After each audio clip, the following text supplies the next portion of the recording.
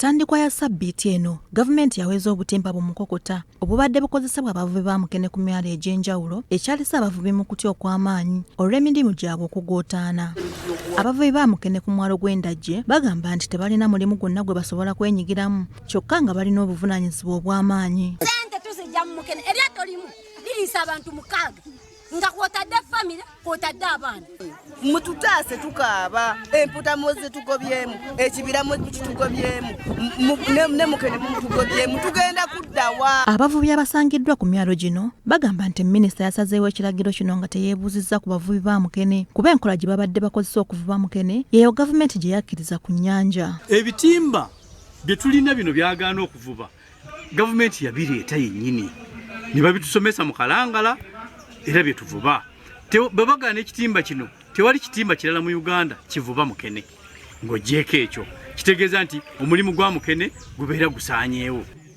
Tubonaabonedde ku nnyanja okumala akaseera naye tusaba obuyambi kuba baatuwa n'amagye naye amagye baagawa byago tegali kuffe bantu ba bulijjo. Eyali ssentebe wa disitulikiti y'e Kalangala Wire Lugoloobi agamba nti abavubi ba Mukene baali bakozesa enkola ya kyota nga bakozesa ettaala ya sitima n'obutimba obutono kyokka mu mwaka gwa 2000 gavumenti yaleeta enkola ya katalamani gye yakoppe Tanzania oluvannyuma lw'okubanga waaliwo obwetaavu bwa Mukene mu bungi kyokka ekibeewuunyisa ate nga minisita w'ebyobuvubi ate ng'enkola eno yagiyimiriza n'okugiwera. Senga minisita alaba nti alina kyayagala okukyusaamu yalize n'akwatagana n'aba Mukene. Ekizibu minisita kyayina nti agenze n'akwatagana n'abafalu abavubi b'empuuta abatakwatagana n'aba Mukene n'asinziira ku bali okusalawo ku lwa Mukene. Lugoloobi agamba nti Mukene abadde yafuuka kyattunzi kuba abadde afunika mu bungi mu kukola emmere y'abantu ezimba omubiri wamu n'okukolamu emmere y'ebisolo kyokka ate minisita bw'agenda mu maaso n'okuweera enkola ya katalamani kiba kitegeeza nti bizinensi zigenda kugwa wamu ne gavumenti okufiirwa omusolo. Kati omwalo nga guno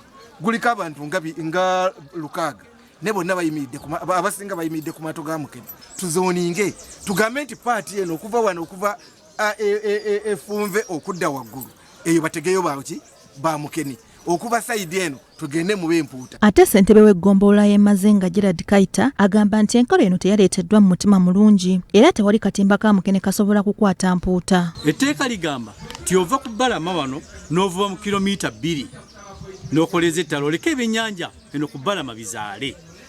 Naye kati ate minisita akontanye n'etteeka agamba nti tuve mu mata amanene nga bw'ogalaba fuuti ziri 30 kitegeeza obeera okontanye n'etteeka. Kaita agamba nti Kalangala erina ebizinga bingi era ng'ebitundu 80 ku 100 bavuba Mukene ate